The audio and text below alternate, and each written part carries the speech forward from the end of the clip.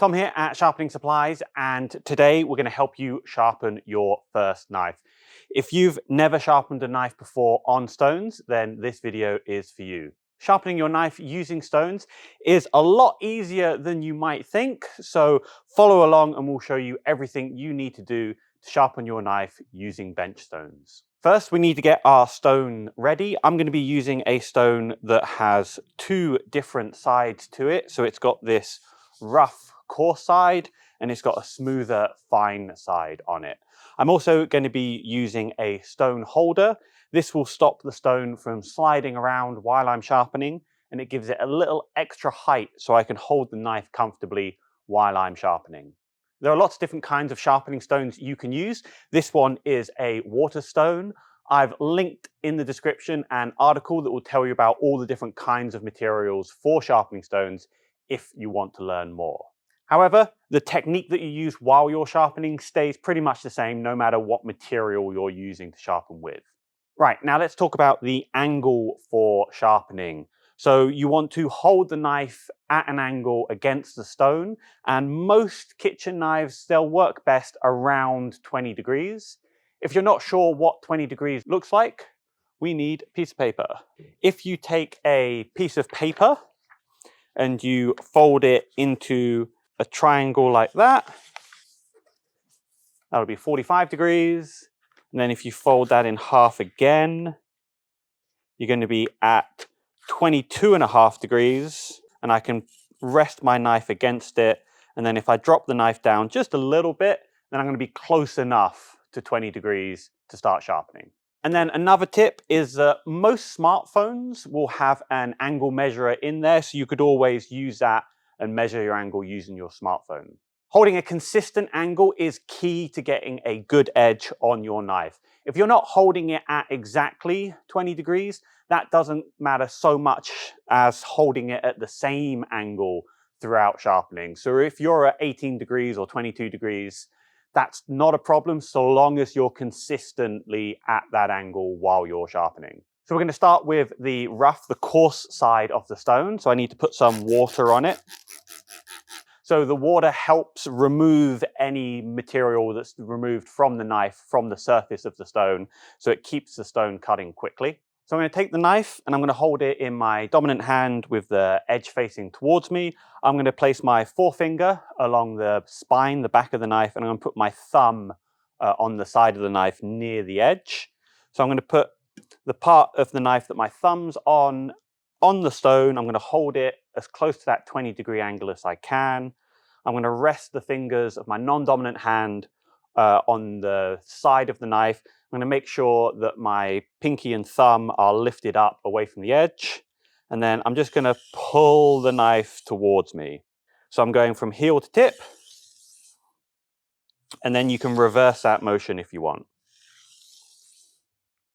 Now, this is just the way that I find it comfortable to sharpen. There are lots of different methods that you can use. So you can go from heel to tip if you want. Some people, they like to sharpen in sections. So they'll start with the heel, then they'll move to the middle, and then the tip.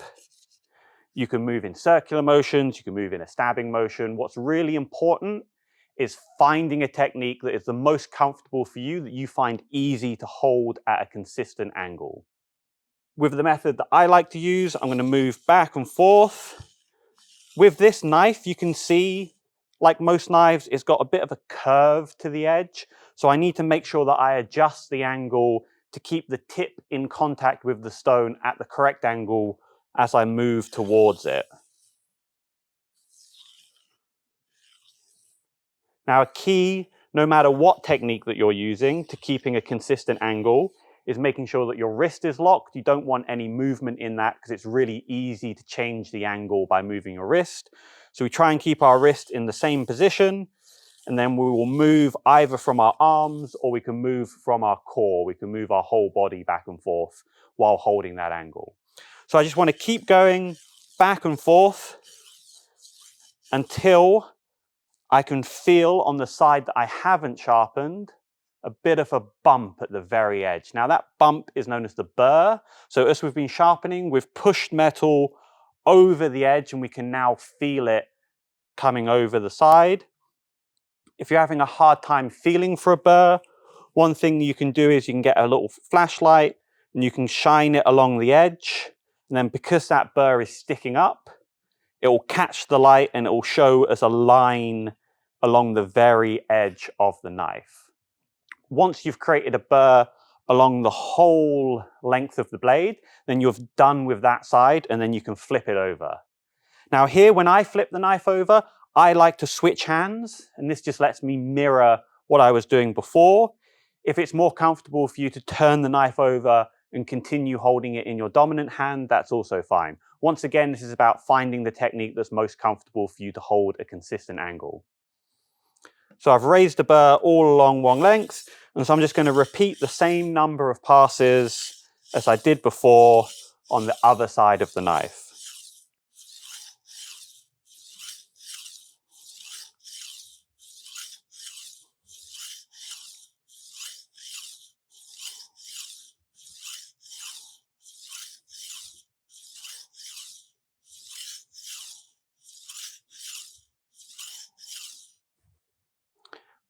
Once again, checking for that burr now on the other side. So now that I've got a burr on both sides, I can flip over to the smoother side, the fine side of the stone. Do want to get this wet. At this point, it can also be useful to clean your knife just so you don't bring any of that coarse grit over onto the finer grit. And we're just going to repeat what we did before. We're going to go from heel to tip on the fine side. You don't need to move quickly, just move at a speed that will allow you to maintain a consistent angle. Slow is smooth, smooth is fast.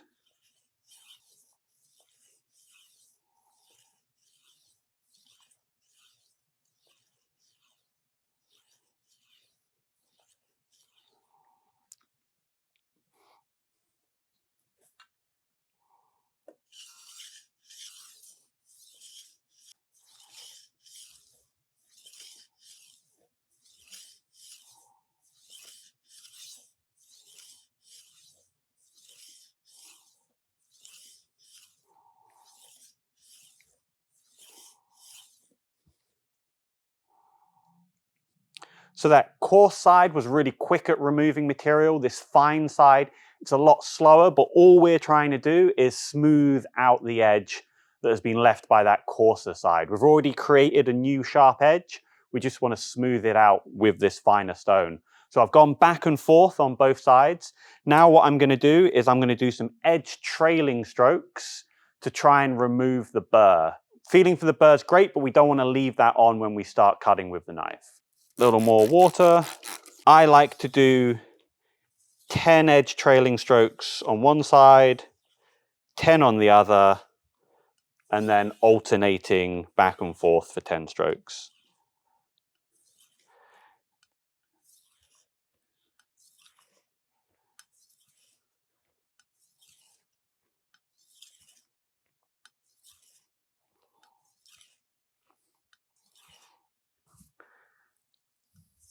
Okay, one.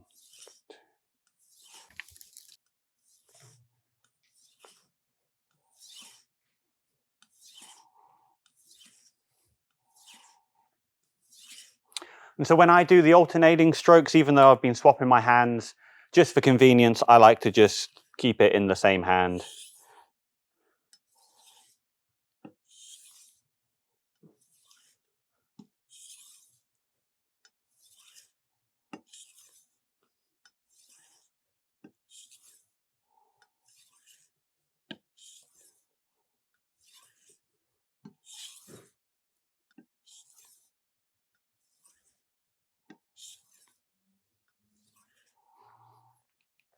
Now, that could be enough, but to really make sure that the burr is gone, the easiest way to do that is then to finish off with a strop.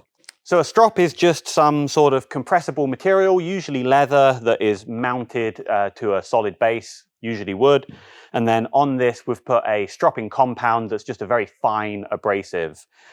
Because this material is compressible, it will gently wrap around the edge of the knife, and so it makes it a lot easier to remove the burr. You just want to make sure that A, you're only edge trailing, you're moving the knife away from the edge, otherwise you'd cut into the leather, and B, use very light pressure. You don't want to push down hard into the leather, because if it wraps around too much, it will blunt your edge. So stropping is really the secret weapon for getting a super sharp edge.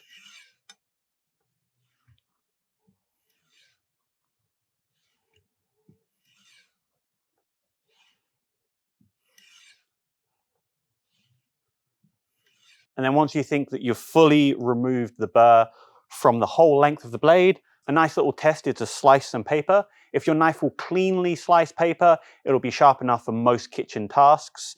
If the edge catches and tears the paper at any point, then you've probably got some burr remaining at that section, and you might need to do a little bit more stropping. So let's see how I've done. Okay, so nice and sharp. So there we go. Hopefully you found that to be very simple, not at all intimidating. Sharpening with stones is a lot easier than people tend to make it out to be. If you're looking to get started with sharpening, I'll link to all of these articles in the description below. If you've got any questions, feel free to reach out. We'll answer them, and then we've also got a super knowledgeable community here who might also chime in with answers. If you've enjoyed this video, then subscribe for more.